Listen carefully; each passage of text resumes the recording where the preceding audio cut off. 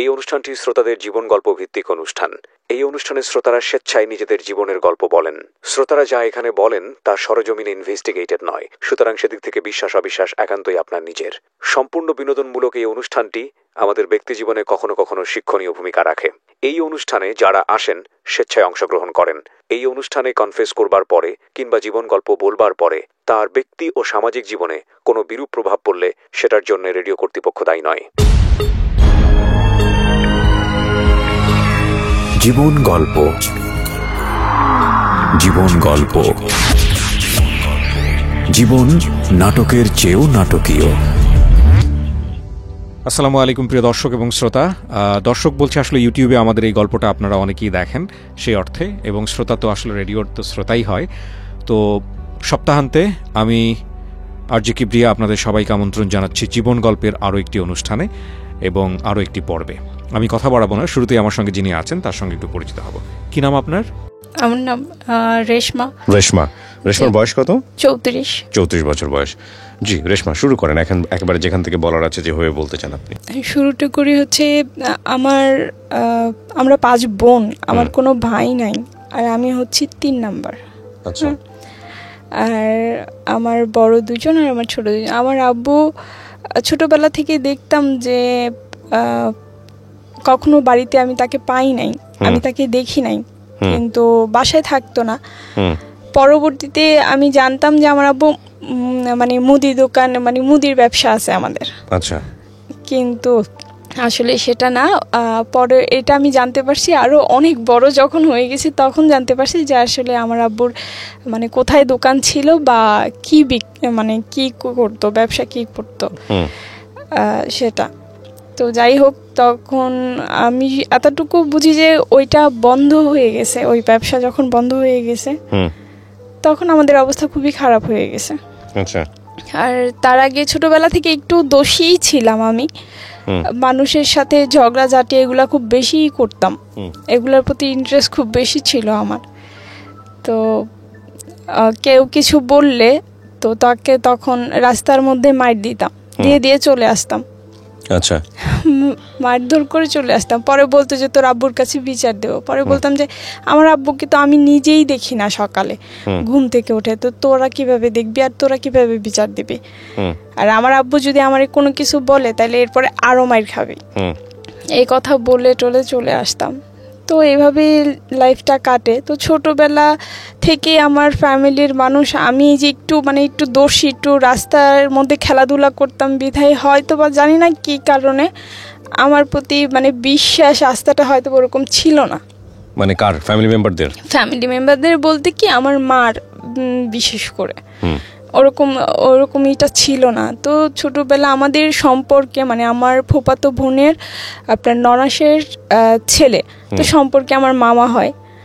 তো উনাকে নিয়ে উনি আমাদের সাথে খেলতো ওই সময়টাতে, যে ছোট ছোট পোলাপান আছে না 7-8 বছরের, আমার থেকে বয়সে যারা বড়, তো ওরা হচ্ছে তাকে নিয়ে আমাকে অনেক কিছু বলতো, আর দেয়ালের মধ্যেও লিখে দিছিল যে তার নামের সাথে আমার নাম অ্যাড করা বা অনেক কিছু। তখন বয়স কত?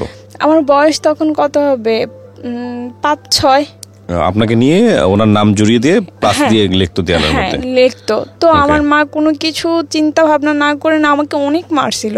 এই জিনিসগুলি আমার খুব মনে আছে যে আমাকে অনেক মারছিল, আমার হাতের মধ্যে অনেক মারছিল। পরে আমি বলছি যে আমি তো জানি না এগুলি কি লিখছে বা এগুলি কিভাবে কে লিখছে সেটা তো জানি না। পরে যখন জানতে পারছে তখন কে লিখছে বা কি আসে বিষয়, আগে আমাকে মারছে, তারপরে এটা যাচাই করতে গেছে যে আসলে কে বলছে বা কে লিখছে। পরে যখন যাচাই করতে গেছে, তো যাচাই করার পরে ওদের ফ্যামিলি থেকে টিচার দিছে, বিচার করছে। পরে ওই ভাড়াটিয়ার ওইখান থেকে চলে গেছে। তো এরপর থেকে তার সাথে আমি আর যখন আস্তে আস্তে বড় হতে থাকি, তো আমার ওই মামার সাথে আমার কোনো রকমের কোনো কথাবার্তা বা কোনো কিছু হয় না। সে আসলে আমি শরমাইতাম বা আমার কথা বলতে ভালো লাগতো না। আর ছেলেদের সাথে এমনিতেও পরে কথা বলো, যে মাইর খাওয়ার পরে কথা বলা বন্ধ করে দিয়েছিলাম, যে বলবো না, কারণ ওদের জন্য মাইর খাইতে হয় এই কারণে। তো এগুলো বন্ধ করে দেওয়ার পরে আস্তে আস্তে যখন বড় হই তখন মনে হয় যে আপনার ক্লাস 6-এ পড়ি, এইরকম একটা সময়ে তো আমারও উঠতি বয়স, আর হচ্ছে সেও মোটামুটি বড় হয়ে গেছে আমার ওই মামা। তো উনি আমাকে পছন্দ করতো। তো আমি ওই সময়েও আমি জানি না যে আসলে পছন্দটা কি জিনিস বা এগুলি সম্পর্কে আমার কোনো নলেজই ছিল না।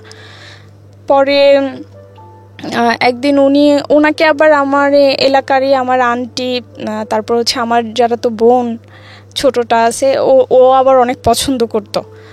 তো সম্পর্কে মামা হইতো কিন্তু তারপরও পছন্দ করতো। পরে একদিন উনি আমাকে একটা ফুল দিছে। তো আমাকে ফুলটা দেওয়ার আগে উনি বলছিল যে আমার বোন বা আমার আন্টি বলছিল যে মামা এই ফুলটা কার জন্য আনছেন। বলছে আমি যাকে ভালোবাসি এই ফুলটা যার হাতে দেখবা মনে করবা যে আমি তাকেই ভালোবাসি, তার জন্যই আনছি।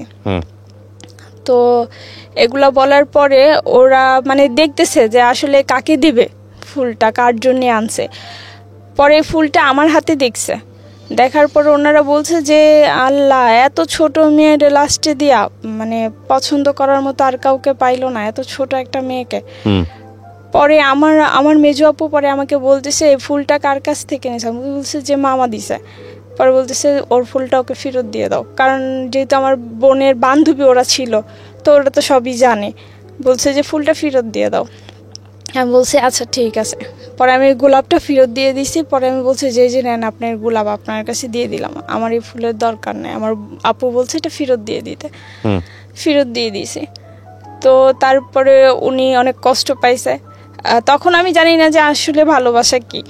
পরে বলতেছে যে তুমি ফুলটা ফেরত দিয়ে দিলা। আমি বলছি যে হ্যাঁ, এটা রাইখে আমি কি করবো, এটারই তো আপনি যার জন্য আনছেন তাকে দেন। পরে যাক এগুলি সব চলে গেছে। তো এইভাবেই আর কি আমার সময়গুলি কাটছে। এরপরে যখন আস্তে আস্তে ক্লাস 7-এ উঠি তখনও বান্ধবীরা দেখতাম কানা ঘুষা করতো, ভালোবাসা সম্পর্কে কথা টথা বলতো, আমাকে জিজ্ঞেস করতো কি রে লাইফে এমন কোনো কিছু এখনো হয় না, যে আসলে না আর এগুলা কি জিনিস, একজন আরেকজনকে মানে কি এটা ভালোবাসাটাই কি জিনিস, এই জিনিসটা তো আমি আসলে জানি না। পরে রাস্তা দিয়ে যাওয়া আসার সময় অনেকেই বিরক্ত করতো এলাকার, আর ওদের বাড়ি পর্যন্ত গিয়ে আমি বিচারও দিয়ে আসতাম যে আমাকে রাস্তার মধ্যে কিছু বললে। পরে গিয়ে তাদেরকে বিচার দিয়ে আসতাম, যাই যে যাইতেছে আপনার বাড়িতে গিয়ে বিচার দিয়ে আসতে। একদিন আপনার যে শুক্রবার হলে তো আগে যে বাংলা টেলিভিশনে ভিটিভিতে আপনার ছবি দেখাইতো আগে, তো এই ছবিগুলি পুরো মানুষ ভরে যাইতো ঘরে ছবি দেখার জন্যে ওই সময়। তো আপনার এই যে আমরাও দেখতাম ছোটবেলায় এগুলা দেখার জন্য প্রায় পাগলই ছিলাম। পরে রাস্তা দিয়ে যাওয়ার সময় এক ছেলে আমাকে আমি দৌড়াইতেছি মানে অ্যাড দিতেছে, তো দৌড়াইয়া দোকানে যাচ্ছে, দোকান থেকে বাসায় আসব। পরে এইভাবে হাতি করে আমাকে ধরে রাখছে, পরে এইভাবে আটকায় রাখছে রাস্তা। পরে আমি বলছি যে আপনি রাস্তা আটকাইছেন কেন, এইভাবে দৌড়াইতেছো কে, তুমি তো পড়ে যাইবা, গা ব্যথা পাইবা। পরে আমি ওনাকে বলে দিয়ে আসছি যে আমি ব্যথা পাইলে আপনার কি, একটা জুতা দিয়ে একটা বাড়ি দিব, এই কথা বলে দিয়ে তারপরে আসছি। পরে উনি সাথে সাথে এসে আবার আমার আব্বুর কাছে বিচার দিছে যে দেখেন কাকা, ওরে আমি কিছু বলি নাই, ছোট বোন হিসেবে একটু আদর করি, এই কারণে ও হচ্ছে আমাকে দেখেন রাস্তার ভিতরে এতগুলি মানুষের সামনে এই কথা বলে দিয়ে আসছে। পরে আব্বু বলতেছে মানুষের সাথে এইভাবে খারাপ ব্যবহার করে কেউ রাস্তাঘাটে, ওরা বড় না তুমি ছোট না, তাই ডাক দিছে রে কি কে রাস্তার মধ্যে এভাবে হাতি করে দাঁড়ায় থাকবো, আর যদি হ্যার শরীরের সাথে আমার ধাক্কাটাই লাগতো তখন কি। তো পরে বলতেছে আর এইভাবে মানুষের সাথে খারাপ ব্যবহার করো না। পরে বলছি যে আচ্ছা ঠিক আছে করবো না। পরে এগুলা বলে আবার চলে আসছি।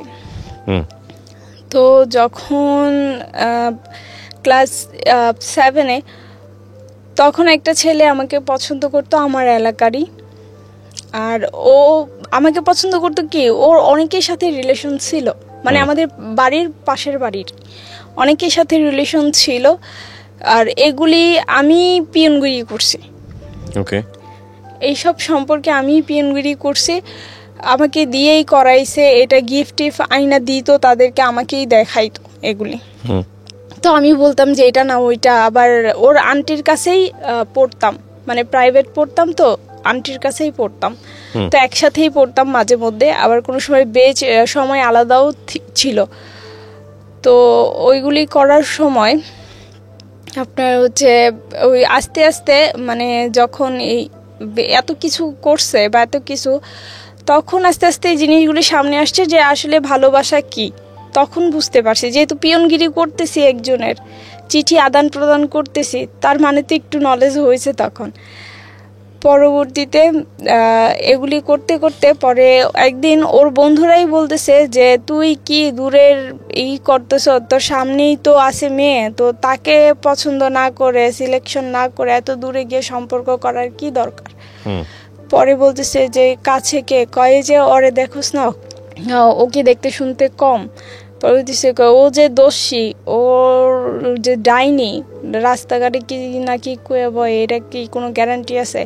ওর তো কোনো বিশ্বাস নাই। কয়টা আস্তে আস্তে পরে ঠিক হয়ে যাবো দেখবি। পরে একদিন আমাকে প্রপোজ করে, করছে। পরে আপনার বয়স কত তখন আপনাকে যখন প্রপোজ করেছে?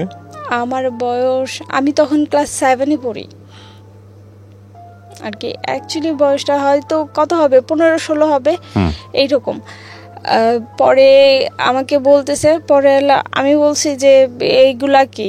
পরে বলতেছে হ্যাঁ আমি তোমাকে পছন্দ করি। উনি সম্পর্কে কি হতো আপনার জানি? ও হচ্ছে আমার সম্পর্কে আমার মানে পার্শ্ববর্তী ঘরে, মানে আমাদের বাড়ির আগে ওদের বাড়ি। তারপর কিন্তু সম্পর্কে কি হয়? ভাই। মানে কেমন ধরনের ভাই? এমনি এলাকার ভাই। হ্যাঁ, এমনি রক্তের কোনো কিছু না আর কি। ওকে। তো পরে বলতেছে আমি তোমাকে পছন্দ করি। পরে আমি বললাম যে এটা কেমন কথা, তুমি কয়জনের সাথে রিলেশন করো এগুলি সব আমি জানি, আর আমার বান্ধবীও তোমাকে পছন্দ করে সেটাও আমি জানি, এই সব কিছু আদান প্রদান আমিই করছি, তারপরে তুমি আবার এই কথা কেমনে বলো? পরে বলতেছে আমি জানি না এত কিছু, আমি তোমাকে পছন্দ করি। বলছে এটা কখনোই সম্ভব না, আমি সারা জীবন ভাই হিসেবে দেখে আসছি, আর আমি ভাই হিসেবেই দেখব, এখানে আমার অন্য কোনো কিছু হবে না। পরে বলতেছে যে যদি আমার ফ্যামিলি তোমাকে বলে তাহলে কি তুমি রাজি হবা? পরে আমি বলছি যে না, এগুলা হচ্ছে পরের সাবজেক্ট, এই সব বিষয় নিয়ে এখন আর আমার কোনো মাথা ব্যথা নাই, মানে এখন আমি এগুলি নিয়ে ভাবতেছি না। তখন ওইখান ছোটোবেলার ওই দোষীপনা থেকে তখনকার যে সময়টা আমার, যখন ক্লাস 6-এ বা 7-এ পড়ি, তখন যে আপনার নাচ গান টান এগুলি নিয়েই থাকতাম বেশি। তো খুব ভালো নাচতেও পারতাম, অনুষ্ঠানও করতাম বাড়িতে। তো ওগুলির প্রতি মানে মনোযোগটা একটু বেশিই ছিল, এই উগ্র এইসবের প্রতি না। পরে আমি তাকে বলছি, পরে আমার মেজো আপুকে আবার ও বলছে এই কথা যে এরকম আমার বাড়ি থেকেই তাহলে আমার মা বিয়ের প্রস্তাব দেবে। পরে আমার মেজো আপু বলছে যে না, শুধু একজনের চাওয়াতে তো হবে না, চাইতে হবে দুইজনকেই। ও যদি রাজি থাকে আমি ওর সাথে কথা বলবো, যদি ও রাজি থাকে তাহলেই তো হবে, আর যদি রাজি না থাকে তাহলে তো হবে না। এ কথা বলার পরে সে মানে আমার পিছনে মানুষ লাগায় রাখছে। আমি যখন যেখানে যাই, আমি কার সাথে কথা বলতেছি, কি করতেছি না করতেছি, ও সব ফলো রাখতেছে। ইভেন আমার দূর সম্পর্কেরই এক ভাই হয়, মানে বয়সে আমার বড়ই হবে, তবে তুই তুকারি করি আর কি, এইরকমই। ওর সাথে কথা বলতে দেখা ওকে নিয়ে গেছে, মানে আমার সাথে যাকেই কথা বলতে দেখবে ও তাকেই মারবে। ওর ধরনটা ছিল এইরকম। ওর বয়স কেমন ছিল? ওর বয়স, ও আমার চাইতে বড়, মানে আমার মেজো আপুর এজ আর ওর এজ সমান। আপনার চেয়ে কতটুকু বড়? আমার চাইতে প্রায় 5-6 বছরের বড় হবে। প্রিয় শ্রোতা, আমরা এই জায়গাটায় ছোট্ট একটা বিরতি নেব এবং বিরতির পর আবারও ফিরে আসবো জীবন গল্পে। যাওয়ার আগে আপনাদেরকে বলতে চাই, ঢাকা এফএম এর আরও একটি ইউটিউব চ্যানেল যেখানে আপনারা জীবন গল্প এবং সিক্রেটস অনুষ্ঠানের ভিডিওগুলো দেখতে পারবেন। আমাদের এই চ্যানেলটি আপনারা সাবস্ক্রাইব করুন। আমাদের চ্যানেলটির ঠিকানা হচ্ছে www.youtube.com/ilovedhakafm ILOVE love DHAKAFM। চ্যানেলটিতে গিয়ে আপনারা সাবস্ক্রাইব করুন। আমার এই অনুষ্ঠানগুলোতে যদি আপনি অংশগ্রহণ করতে চান, আমাদেরকে ফোন করবেন। আমাদের ফোন নাম্বারটি হচ্ছে 09611904904। আমি আবারও বলছি 09611904904। ওকে, ছোট্ট একটা বিরতি। জীবন গল্প, জীবন গল্প, জীবন নাটকের চেয়েও নাটকীয়। Welcome back once again. প্রিয় শ্রোতা, আপনারা শুনছেন জীবন গল্প। আমি আরজি কিবরিয়া আপনার সঙ্গে রয়েছি। আমার এই অনুষ্ঠানগুলোতে যদি আপনি অংশগ্রহণ করতে চান, আমাদেরকে ফোন করবেন। আমাদের ফোন নাম্বারটি হচ্ছে 09611904904। আমি আবারও বলছি 09611904904। ওকে, আমরা যেখানটায় ছিলাম তারপর পরে এই কথা বলার পরে আমি পরে ভাবলাম যে না, ও তো যাকে না তাকেই ধরে মারবে। যদি আমার সাথে কথা বলে তাহলে তো এটা ওর ফ্যামিলিরে জানাইতে হয় বা বিচার দিতে হয়, কারণ জিনিসটা তো গাড়াই যেতেছে এভাবে লুকায় রাখতে রাখতে। পরে এই ব্যাপারে এর আগে কি করছে, আমার আম্মুকে ওই যে যখন চিঠি আদান প্রদান করে দিতাম, যখন পিয়নগিরি করতাম, তখন আমার আম্মুকে ওর আম্মু ডেকে বলছে, মানে ওই যে আমার ওই ভাই, ওর আম্মু ডেকে বলছে এরকম এরকম তোমার মেয়ে আমার ছেলের সাথে সম্পর্ক করে, এটা সেটা। ঢাকায় নিছে আমার মাকে আর আমার বড় বোনকে। ঢাকায় নেওয়ার পরে ওদেরকে অনেক কিছু বলছে। ওই মহিলা আবার অনেক পাজি, খারাপ। পরে অনেক কিছু বলছে। পরে আমার মা বলছে, আমার মা ওইখানে কিছু বলে নাই, শুধু এতটুকু বলে আসছে যে মেয়ে মানুষ, আমি জিজ্ঞেস করে নেই, করলে করতেও পারে, আমি এত গ্যারান্টি দেই না, কারণ মেয়ে তো, আর এখনকার বয়স হচ্ছে উঠতি বয়স, করলে করতেও পারে। তো এই কথা বইলে আইসা আমাকে আর ভালো মন্দ কিছু জিজ্ঞেস করে নাই।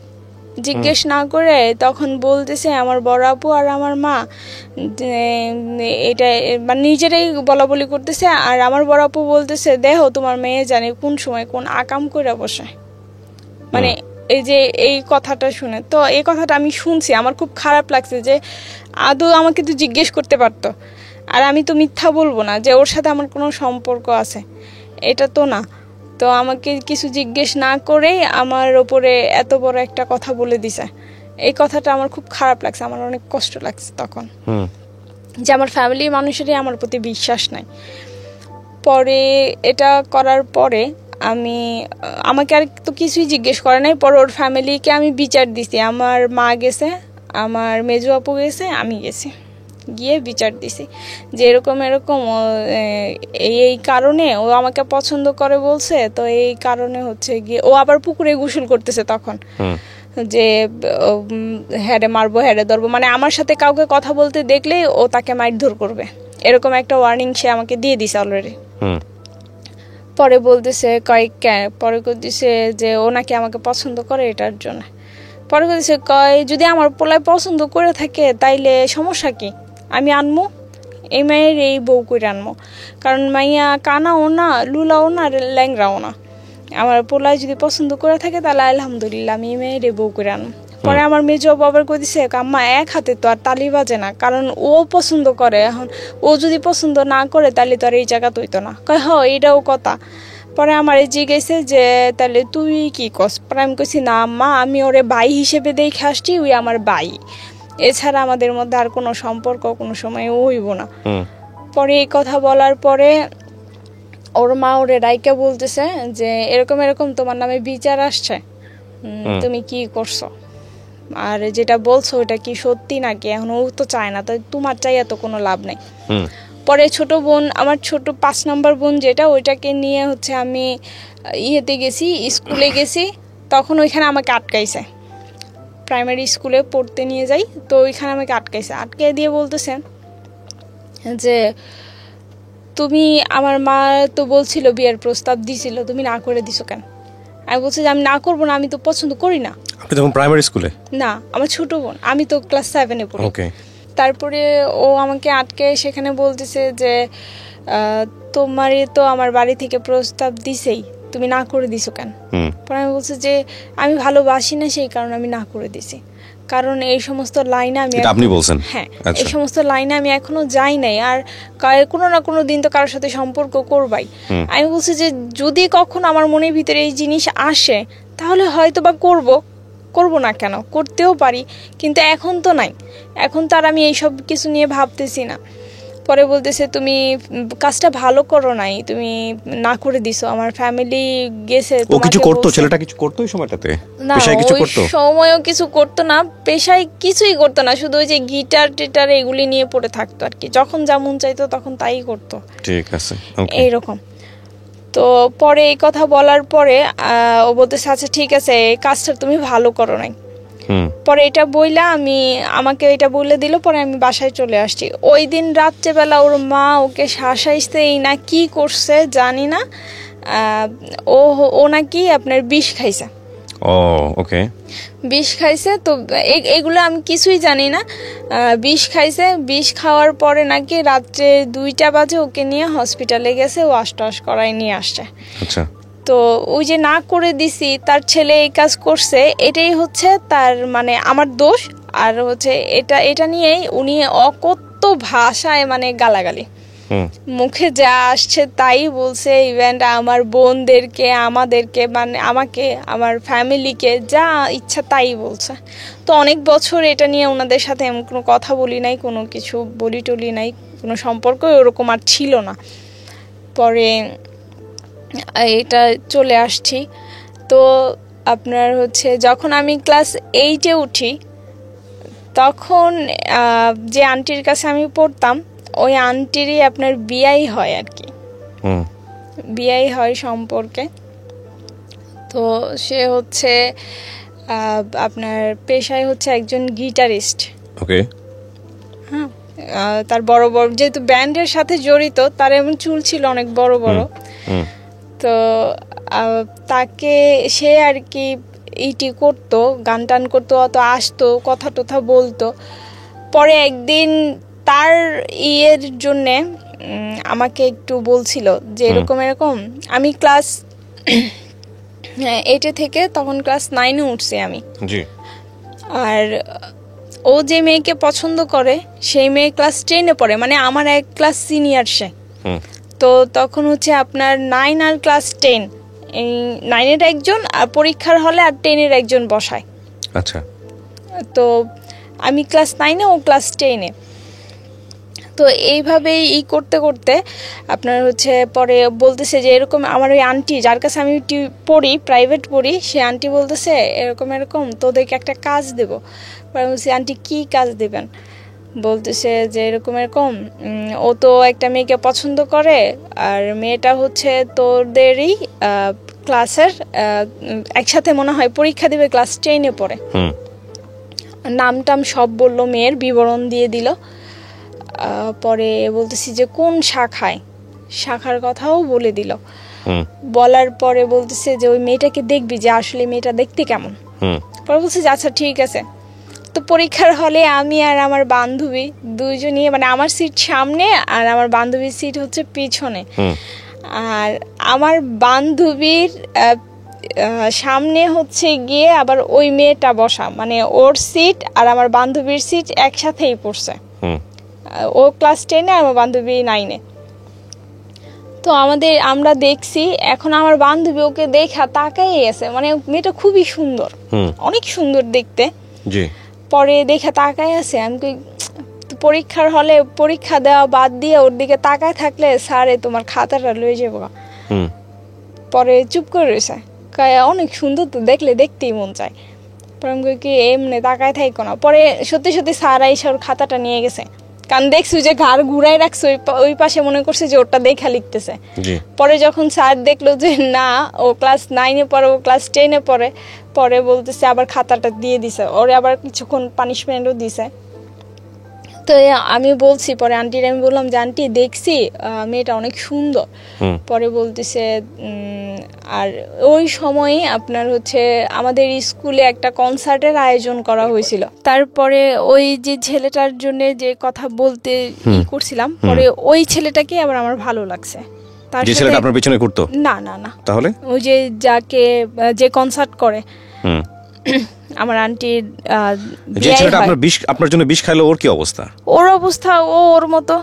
বিষ খাওয়ার পর আপনার সঙ্গে যোগাযোগ নাই? না, আমার সঙ্গে যোগাযোগ নাই। কি ওই যে অকথ্য ভাষায় তার ফ্যামিলি গালাগালি করছে, এরপরে তো একটা দূরত্ব এমনিতেই তৈরি হয়ে গেছে। আচ্ছা।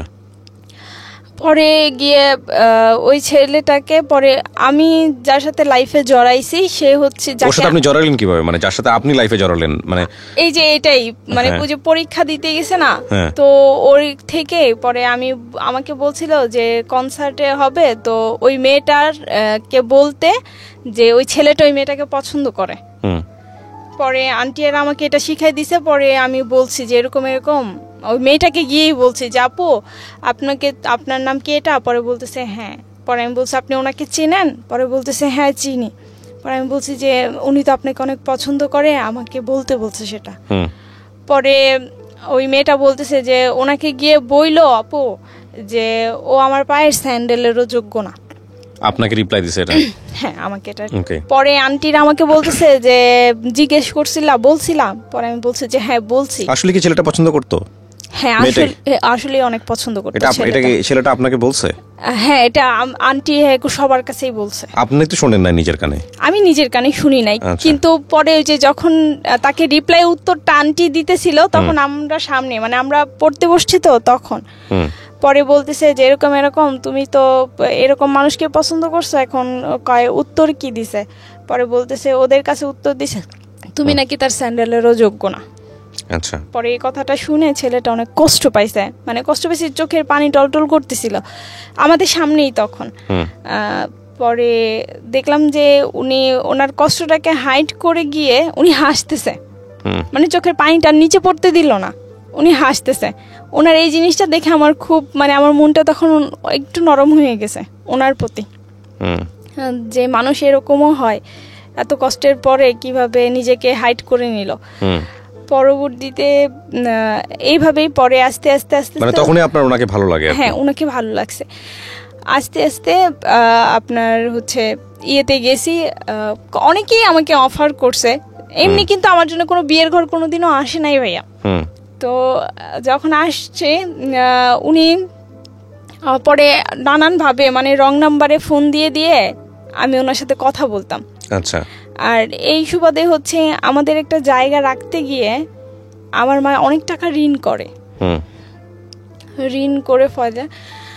তো এত টাকা ঋণ করে, ঋণের বোঝা এত যে 2006 সালে আমি 2007 সালের এসএসসি পরীক্ষার্থী ছিলাম।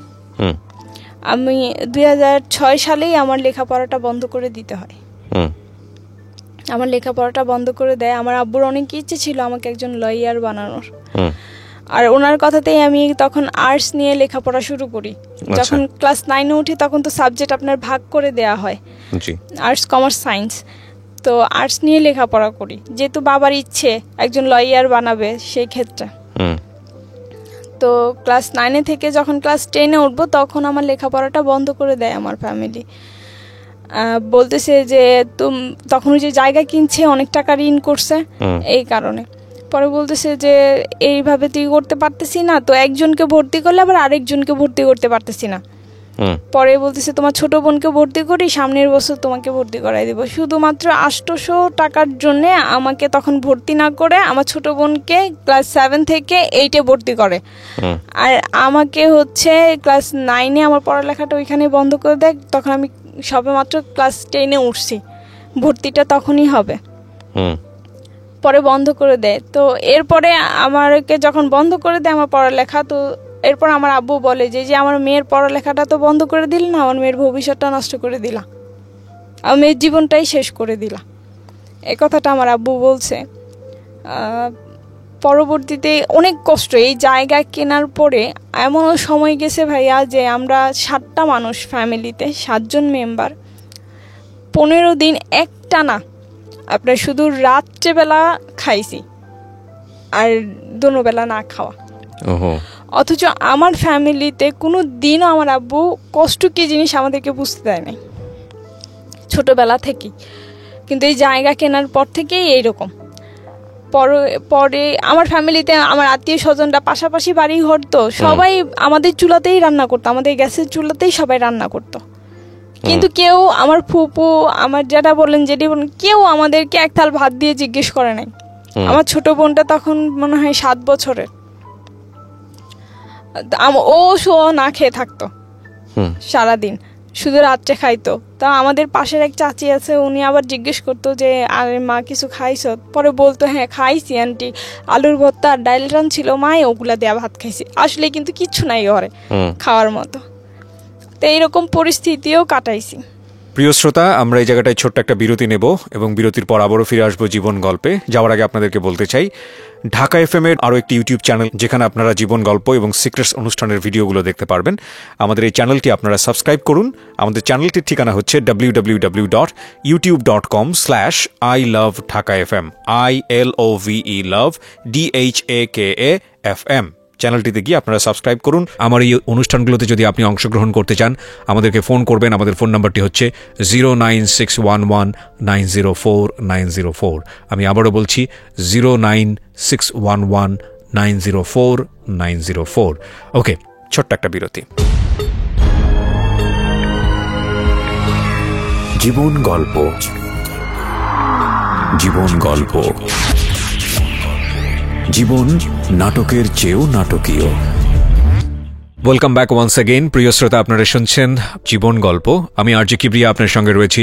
আমার এই অনুষ্ঠানগুলোতে যদি আপনি অংশগ্রহণ করতে চান, আমাদেরকে ফোন করবেন। আমাদের ফোন নাম্বারটি হচ্ছে 09611904904। আমি আবারও বলছি 09611904904।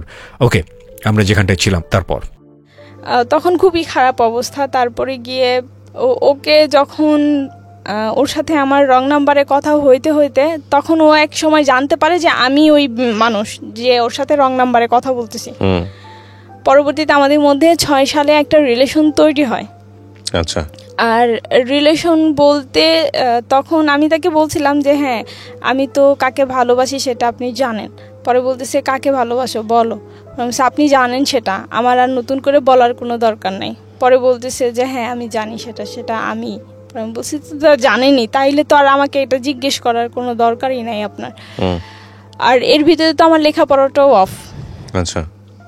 পরে তার সাথে অভাবের কারণে তো আমি তার সাথে যোগাযোগ করব কিভাবে, যেহেতু লেখাপড়া করি না, তো তার সাথে তো আমি বাইরে কোথাও গিয়ে যোগাযোগ করতে পারবো না, দেখা সাক্ষাৎও করতে পারবো না। পরে আমি একটা গানের ক্লাসে ভর্তি হই ওনার সাথে দেখা করার জন্য, গানের ক্লাসে ভর্তি হই। তারপর নিজেরও ইচ্ছে ছিল একটা গান শিখবো এই কারণে, কিন্তু ম্যাক্সিমাম সময়টাই মনে করেন যে ওনার সাথে দেখা করেই পার করে দিয়েছি। গানের ক্লাসে ওরকম ভাবে যাওয়া হয় নাই, কিন্তু বাড়ি থেকে তো জানতাম আমি গানের ক্লাসেই গেছি। আচ্ছা। পরে যখন গানের ক্লাসের নাম করে করে যায় দেখা করতাম, এর ভিতরে একদিন ওই যে ছেলেটা আমার জন্য বিষ খাইছে, ও জেনে গেছে যে আমি ওকে পছন্দ করি। ওকে। গিয়ে দেখে ফেলছিল আমাদেরকে ওর দোকানের মধ্যে। দেখা ফেলা, তারপরে এই জিনিসটা ওর মাথার ভিতরে ঢুকছে তখন যে ও এখানে কি করে, তার মানে এখানে কোনো কেমিস্ট্রি অবশ্যই আছে। পরবর্তীতে এই কথা বলে ও যখন জানতে পারে যে সিরিয়াসলি আমরা দুজনের প্রতি একটু সিরিয়াস হব, ও জানতে পেরে ও বলছিল এটা যে মামা, আমি যাকে পছন্দ করি, আপনি তাকে, যার জন্য আমি বিষ খাইছি, আপনি ওই মেয়েকে কিভাবে অ্যাকসেপ্ট করলেন? আর আপনি তাকে বিয়ে করলে আমি তাকে মামি কিভাবে বলবো? এই কথা বলার পরে ও আমার সাথে আর কোনো যোগাযোগ করে নাই। ওকে আপন ভাগিনা ছিল না? আচ্ছা। ও আমার মানে আপন না, কিন্তু আবার আপনের চাইতে আবার কমও না। ও আর আমার সাথে কোনো যোগাযোগ করে নাই। আপনার বয়ফ্রেন্ড যোগাযোগ বন্ধ করে দিয়েছে? হ্যাঁ, যোগাযোগ সে বন্ধ করে দিয়েছে। এরপরে 2008 সালে সে আমাকে ফোন দিয়ে একদিন বলতেছে যে এরকম আমার তো বিয়ে ঠিক হয়ে গেছে, ফ্যামিলি থেকে আমার বিয়ে। সে 6 সালে আমাদের সম্পর্ক, 8 সালে সে বিয়ে করে ফেলে। তো সে বিয়ে করার পরে আমি একেবারেই অন্যমনস্ক হয়ে যাই। আমার নিজের মধ্যে কোনো কিছু কাজই করতেছিল না, যেহেতু আমার লেখাপড়াও বন্ধ, সেহেতু ও বিয়ে করে ফেলছে। তো আমার মানে অন্যরকম একটা পরিস্থিতি হয়ে গেছিল, মনের মধ্যে কাজ করতো যে আমি একটা কিছু করে ফেলবো। তখনও সুসাইড করার চিন্তা ভাবনায় ছিলাম যে করতেও গেছি কয়েকবার, কিন্তু আমি তো জানি যে আমার এই সম্পর্কের কথা অলরেডি সবাই জানে, পুরো এলাকার বেশিরভাগ মানুষই জানে। তো তখন যদি আমি কিছু করি, তো সবার আগেও যে ওই ছেলেই বলবে, ওই ছেলের ফ্যামিলিই বলবে যে ওর মেয়ে বিষ খেয়ে মরছে, ওই ছেলে বিয়ে করে ফেলছে এই কারণে। তো আমি তো মরে যাব, আমি মরে যাব, এটা শেষ, রফা দফা হয়ে যাবে। কিন্তু আমার আব্বু যে বেঁচে থেকেও মরে যাবে, এই কথাগুলি কিভাবে সে মেনে নেবে? সে তো এটি সহ্য করতে পারবে না। এগুলির কারণে আমি আর কিছু করি না। আমি যতবারই কিছু করতে চাইছি আমার আব্বুর জন্য আর করতে পারি নাই, কারণ আমি আমার আব্বুকে অনেক বেশি ভালোবাসি। পরে ওইখান থেকে আমি আর কিচ্ছু করলাম না আমার লাইফে। আমি একেবারেই চুপচাপ, একেবারেই স্তব্ধ হয়ে যাই। আমি অনেক কান্নাকাটি করছি, আর আমাকে সবাই বুঝেছে যে তুমি ওকে জিজ্ঞেস করলা না কেন যে ও তোমার সাথে এরকম কেন করলো।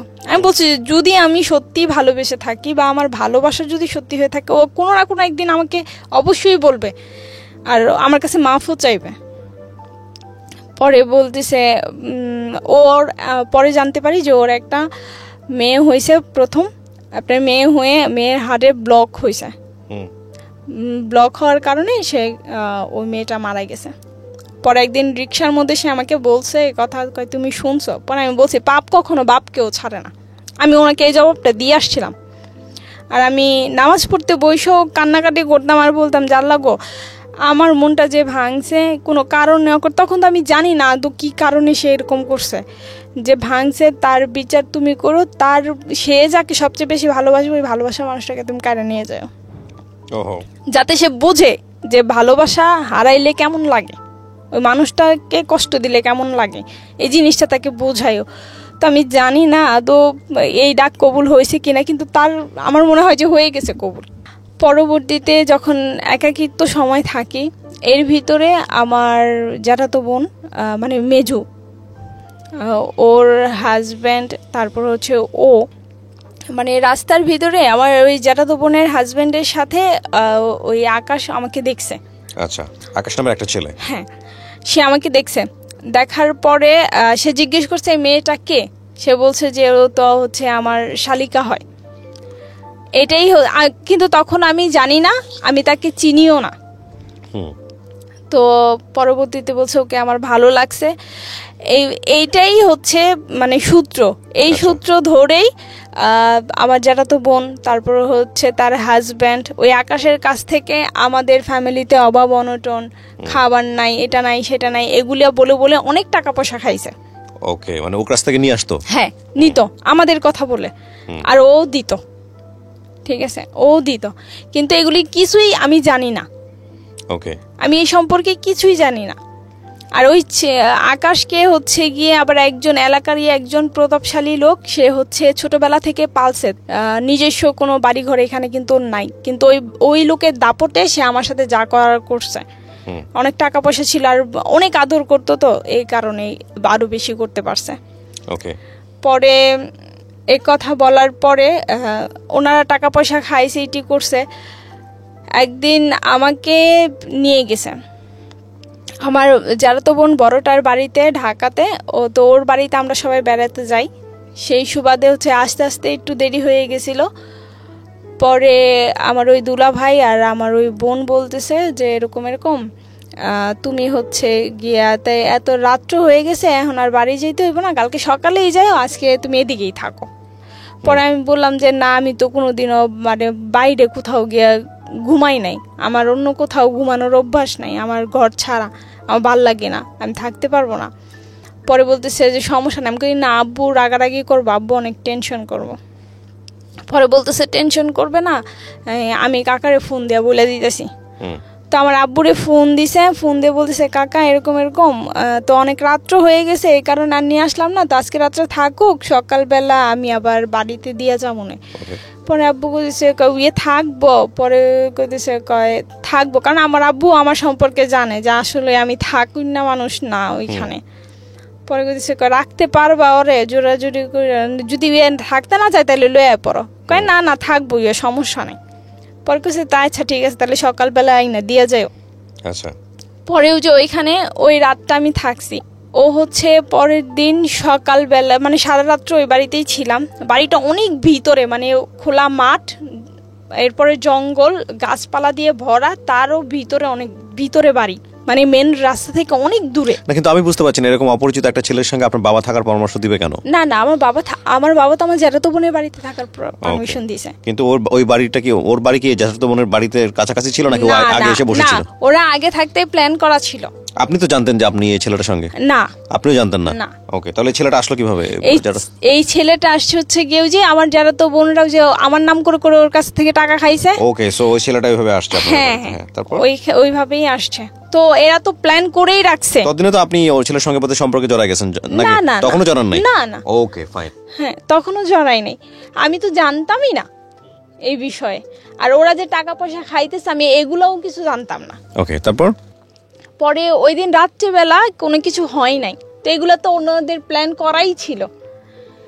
রাত্রেবেলা কোনো কিছু হয় নাই। আপনার সকালবেলা যখন ঘুম থেকে উঠছি, হাত মুখ ধুইছি, পরে দোকান থেকে চা এনে দিছে, পরে চাটা খাইছি। এখন আমি রেডি হব, আমি বাসায় চলে আসব।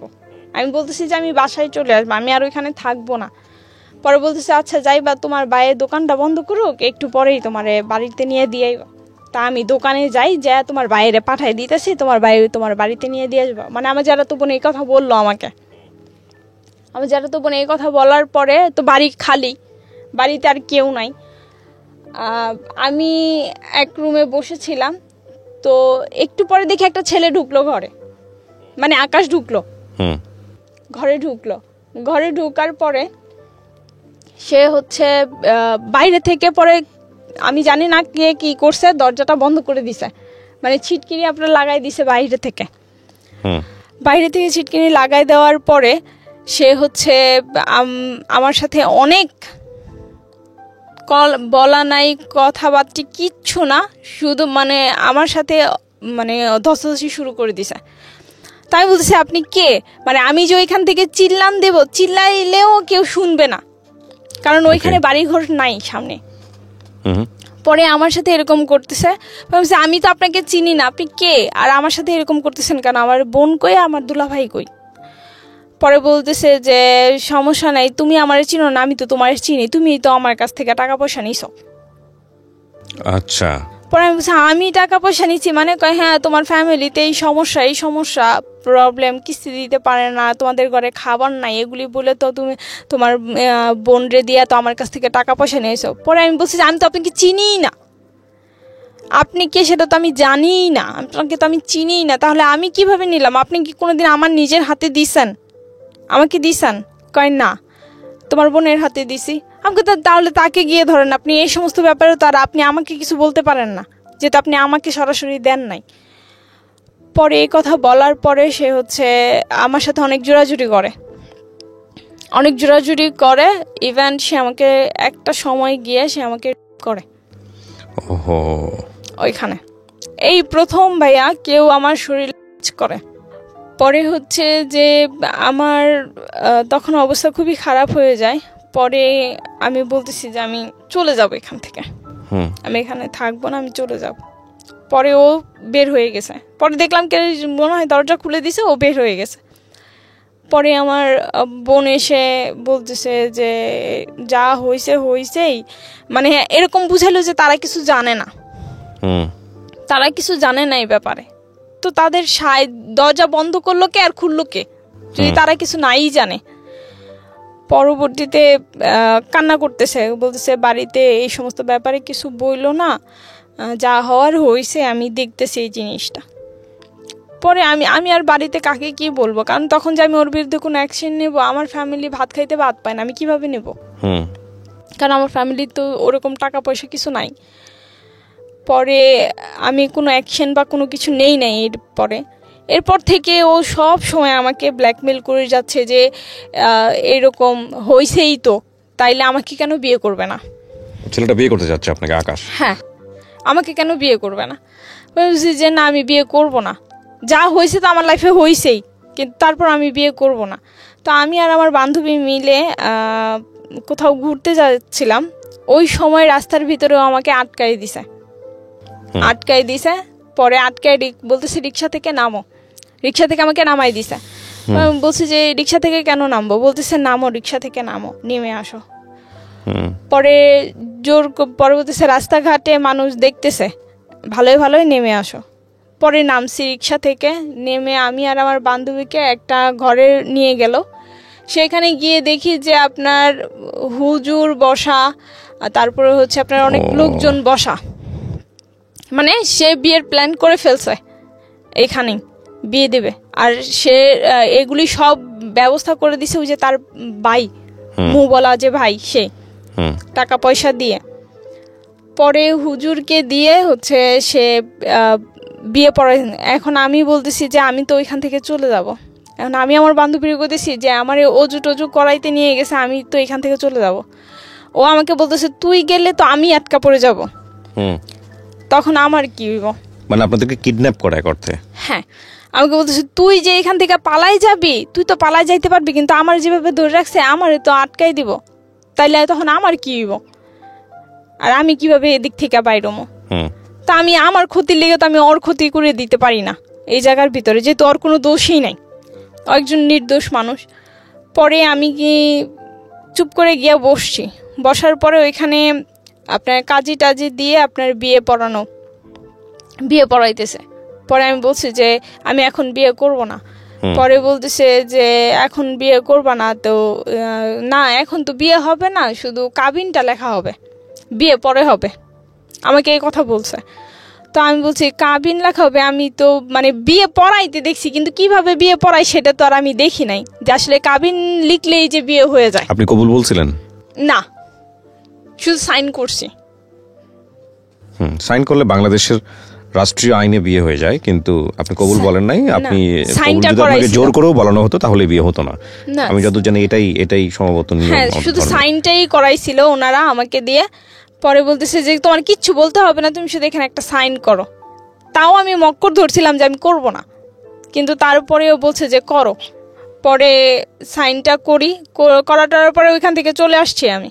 তো হুজুর ওইখানেই ওই কাজী সাহেব বলতেছিল যে এই বিয়ে টিকবে না, অদূর ভবিষ্যতে এই বিয়ে টিকবে না, কারণ এটা যেই পরিস্থিতিতে বিয়েটা করাইছে আসলে এই বিয়েটা কোনো বিয়েই না, আর এই বিয়েটা টিকবেও না, এই কথা বলে দিয়েছে। পরে আমি বাসায় চলে আসছি। এর ভিতরে আমার আব্বু অনেক অসুস্থ হয়ে যায় 13 সালে।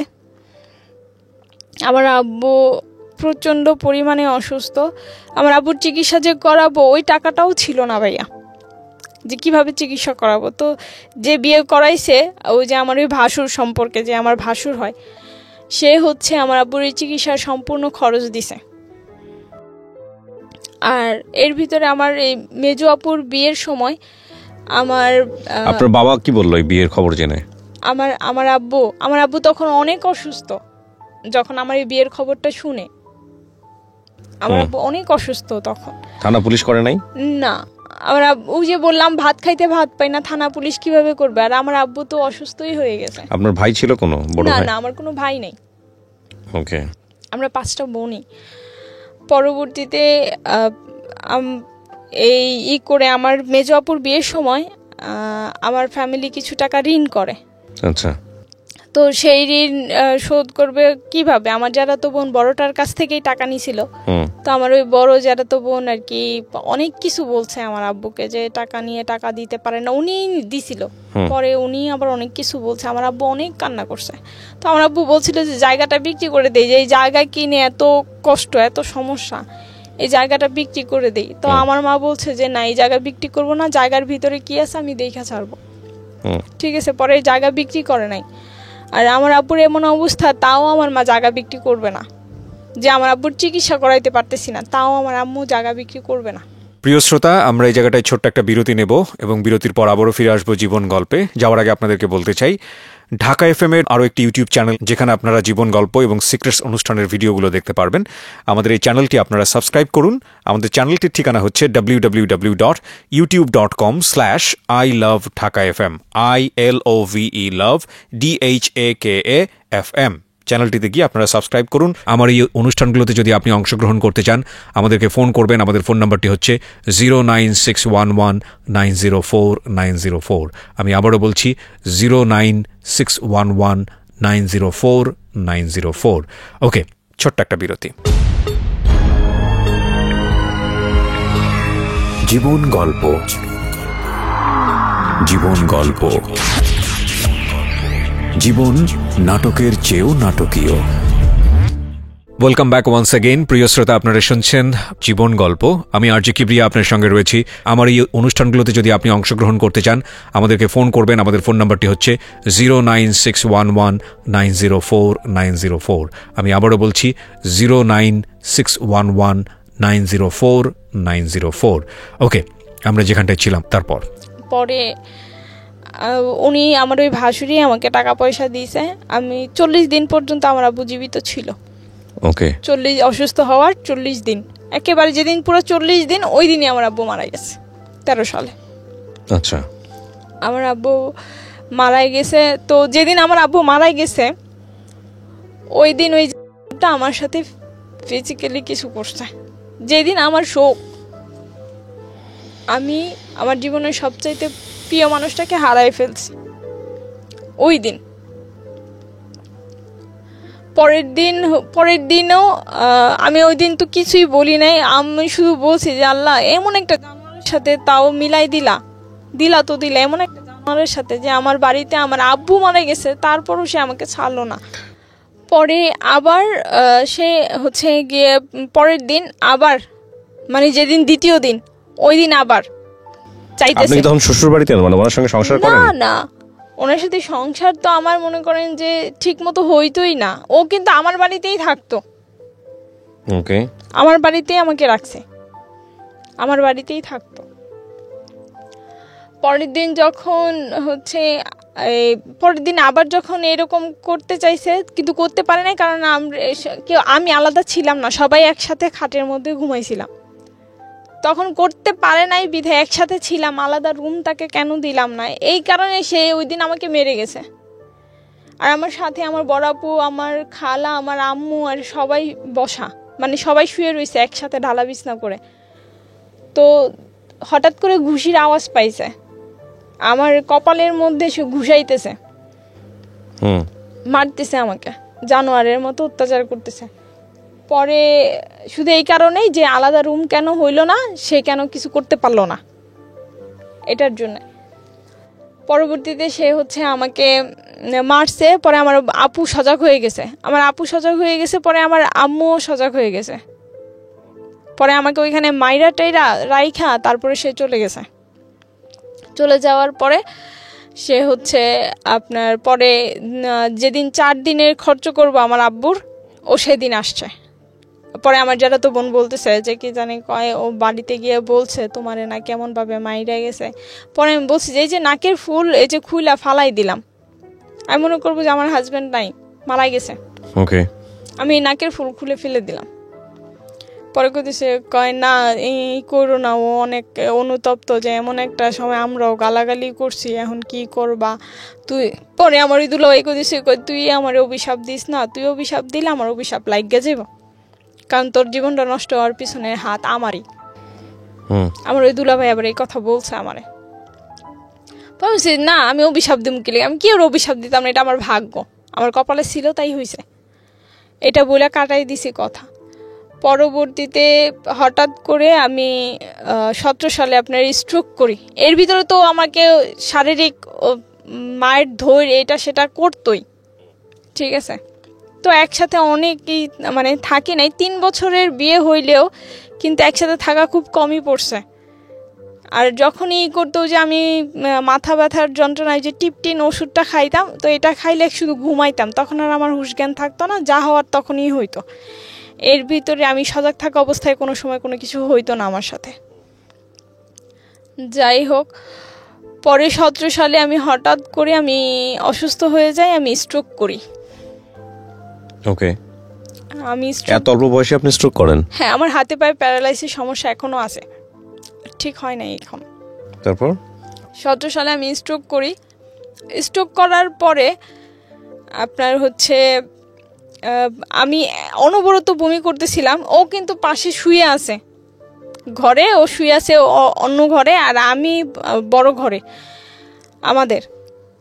ও একবারের জন্য উঠে আসে নাই, এসে দেখে নাই যে আসলে আমার কি অবস্থা, যেহেতু আমার ঘরে কোনো পুরুষ মানুষ নাই, আমাকে হসপিটালে কে নিয়ে যাবে।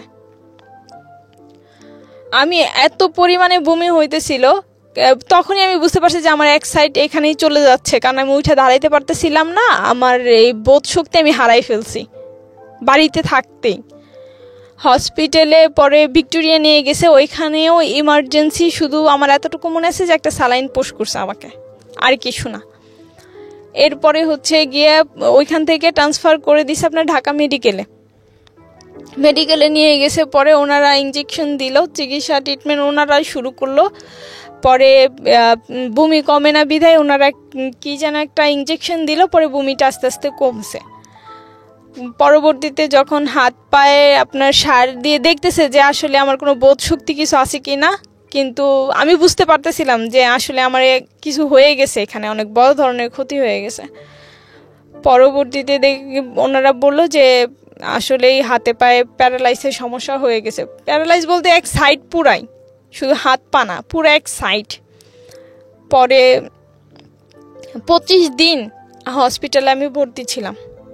25 দিন, এই 25 দিন হসপিটালে ভর্তি থেকে যখন হসপিটালে শুধুমাত্র খরচ দিয়েছিল আপনার, এই হসপিটালে এত টাকা পয়সা খরচ গেছে, শুধু 7,000 টাকা দিয়েছিল, আর সম্পূর্ণটাই ঋণ করা আমার ফ্যামিলির।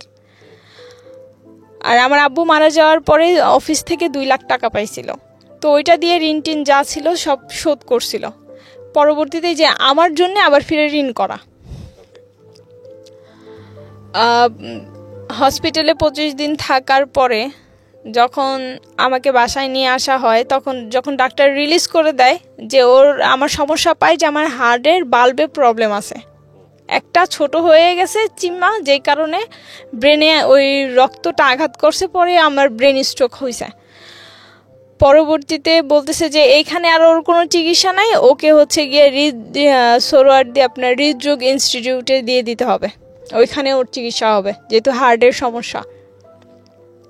পরে ওইখান থেকে ছাইরা দেওয়ার সময় ডাক্তার বলতেছে যে দেখেন আপনার তো ওয়াইফ, আমার খালাতো বোন ছিল সাথে, ডাক্তার ওর সাথেই কথা বলছে, আপনার তো ওয়াইফ, আপনার ওয়াইফকে এখন আপনারা দাম্পত্য জীবন কিছু করতে পারবেন না, কারণ আপনার ব্যাপারে বলেছে।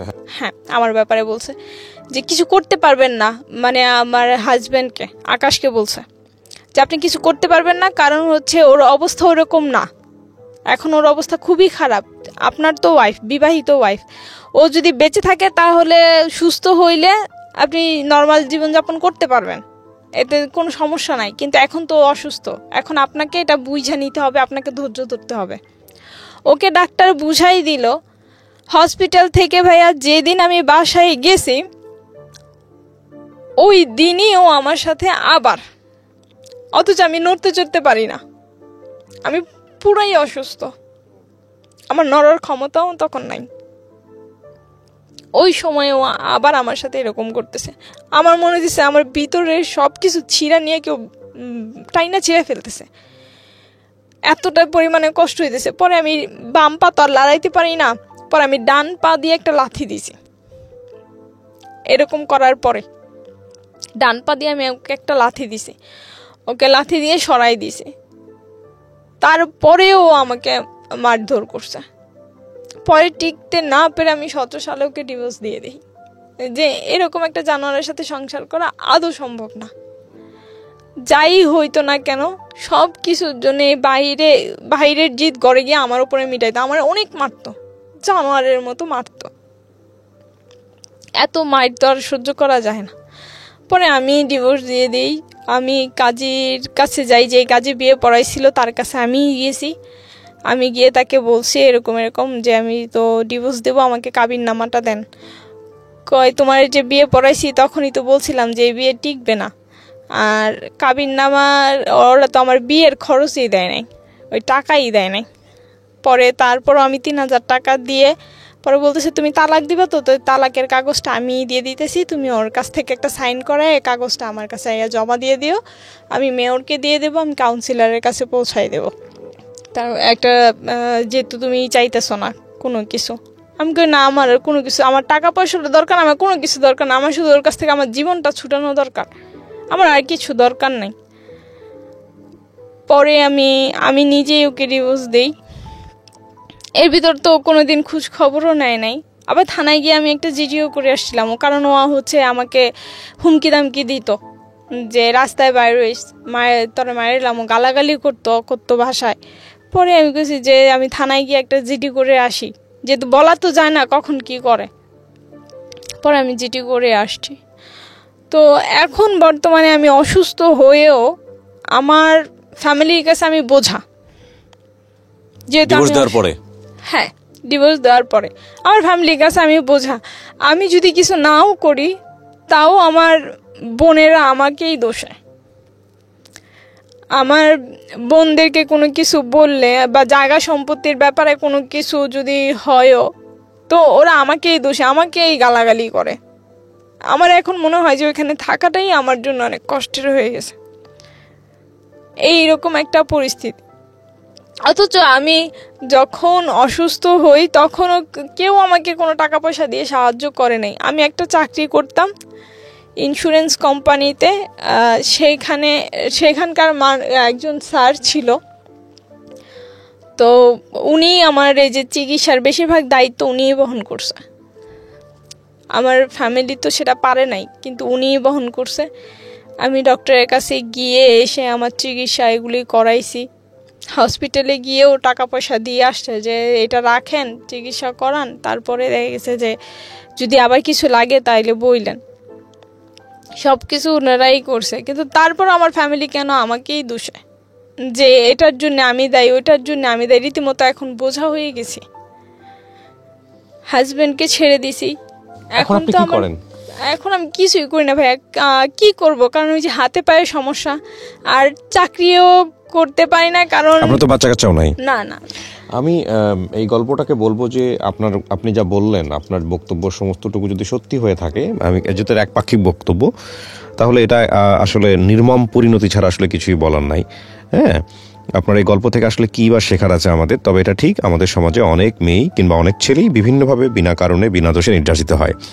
আমরা ধরে নিব আপনার ক্ষেত্রে সেটা হয়েছে। এখন এখানে বেশ কয়েকটা বক্তব্য আছে। প্রথম কথা হচ্ছে যে এই বিয়েটা ফ্যামিলি থেকে মেনে নেওয়াটা উচিত হয়নি, কিন্তু উচিত না হলেও কী বা করার ছিল, ওনার ফ্যামিলির যে সার্কামস্ট্যান্সেস সেটা জেনে ওনার আসলে কী করা উচিত ছিল। কারণ শিক্ষণীয় বিষয় আসলে একটাই, যে বিয়েটা প্রথম থেকেই ঠিক ছিল না সেটাকে সময় বাড়ানো কোনোভাবেই উচিত হয়নি। এটা যদি জোর করে সে করে থাকে তাহলে সে আইনগত ব্যবস্থা নেওয়া উচিত ছিল। কারণ দিন শেষে দুটো মানুষ একসঙ্গে একই ছাদের নিচে, একজন নির্যাতিত হয়ে একটা সার্টেন পিরিয়ড পর্যন্ত হয়তো বা টিকতে পারে, কিন্তু life long it is definitely impossible. এবং এই ইম্পসিবল ব্যাপারটাকে যত দ্রুত শেষ করা যায় ততই মঙ্গল।